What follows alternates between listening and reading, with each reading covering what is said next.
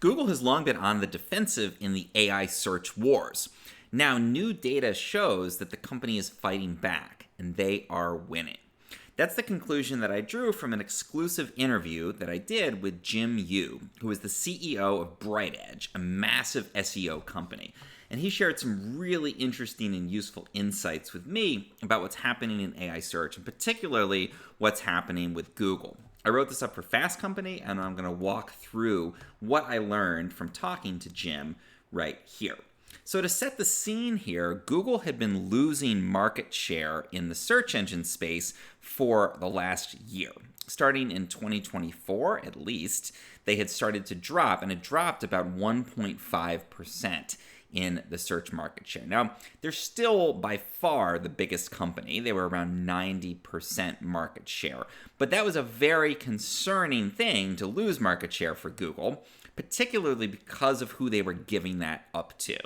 And basically, they were giving that up to ChatGPT, Claude, Perplexity, the newcomers who are using AI in the search space. And Jim told me that basically the numbers moved in lockstep. So as Google lost market share, these other AI-powered companies gained the equivalent amount. And that suggested that basically the AI-powered search companies were stealing or taking that market share away from Google. Now, new data from BrightEdge that I discussed with Jim shows that that trend has actually stopped and it has fully reversed. So Google went from 90.54% of the search engine market to 90.71%. And that might not seem like a ton, but it's a 0.17% increase in their share. I asked Jim, I said, is that really a big deal? And he said that they estimate at BrightEdge that a 1% change in search market share amounts to about $1.5 to $2 billion in search-related ad revenue. So that means that little uptick of 0.17% means an extra $340 million of ad revenue for Google. Now, that's a good thing. That's a big deal, obviously, to have an extra couple $100 million coming in. But the bigger thing here, Jim told me, is that it shows that that bleeding of customers, of searchers, to the AI companies has ended for Google, or at least appears to be reversing. So the same trend of data moving in lockstep has happened here, Jim told me, except in reverse. The AI-powered companies like Claude and Perplexity and ChatGPT have lost share, and that has gone back to Google. So it suggests that Google is winning in the AI wars. Their share has stabilized, and in fact, people who were using AI before are now coming back to Google.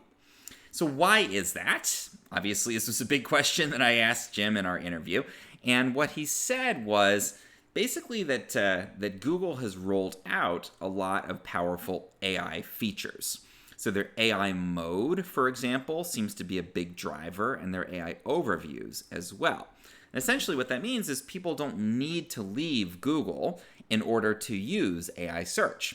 So if you like to use AI search, you like to enter a complex query and get an answer instead of the 10 blue links, you can now do that with the AI mode. And so a lot of people who would have turned to ChatGPT seem to be basically coming to Google and doing those kinds of searches on Google. And so that means that they have successfully introduced AI products that are stabilizing and now winning back customers for them. So if you're an SEO or you're marketing your own company, what does all of this mean for you? Well, I asked that question directly to you. You, not you, but Jim Yu. And he gave me two things. One is he said, don't get distracted. A lot of people are really focused on AI search right now, and they should be. But basically, if you try to divide your efforts, especially if you're working for a big brand, and focus on AI search with one team, traditional search with the other, or even for a small company, if you focus all your efforts on AI search, the exclusion of traditional search, you're doing yourself a disservice for a couple of reasons. One is that AI search is still fairly small, so it's not going to move the needle a lot right now. I personally think it's still very important to do it because it's important to get that early mover advantage, and it's only going to continue to grow. But the other piece to this that Jim shared was that the tenets of working well, doing well in GEO are the same as those for doing well in traditional search. And he basically said, not only is it important to do branding and that kind of stuff well to get into chatbots, but also these chatbots rely on traditional search indexes. He pointed out ChatGPT uses Bing, Claude uses Brave, Google has its own index. So if you want to do well in the bots, you pretty much have to do well in the traditional search indexes as well.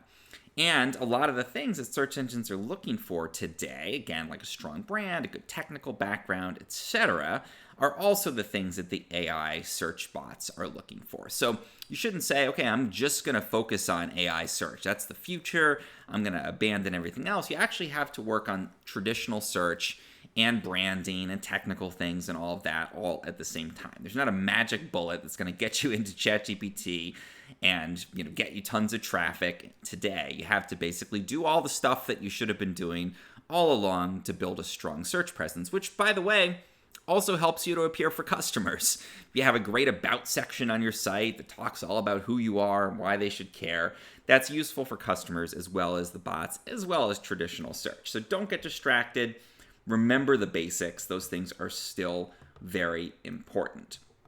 So that's one of the biggest things that he shared with me in our interview. And the second thing I took away from the interview, which Jim didn't say explicitly, but I think is kind of implied by a lot of this, is that Google is increasingly AI search.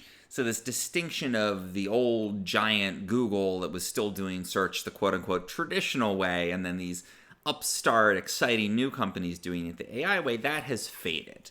And so, as Jim told me, the AI mode, AI overviews, all these AI-powered things, in addition to Google's own Gemini, for example, they have their own chatbot, obviously, that a lot of people are using. All of that means that the future here is not going to be a battle between AI search and the traditional or classical search. It's going to be a battle between Google and all of these little upstart companies, for example, Perplexity and Claude, and then one somewhat bigger rival in OpenAI. And that's a fight that Google's much more likely to win because it is such a behemoth. It has access to so much capital. It has so much computing power, can hire the best people, and it has a built-in audience. I would not bet against Google. And now, a bet for AI search doesn't mean a bet against Google.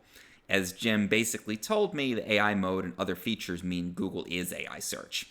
And so that means that in the long run, it's very likely that Google's going to stick around, and they probably will continue to regain some of that market share that they lost. Perhaps when everything shakes out and the AI wars kind of settle down, Google may actually come out further ahead in market share by adopting these AI things they've learned from their young upstart competitors than they were when the whole thing started. If you want more of my news and analysis on what's happening in the AI space, make sure to like and subscribe.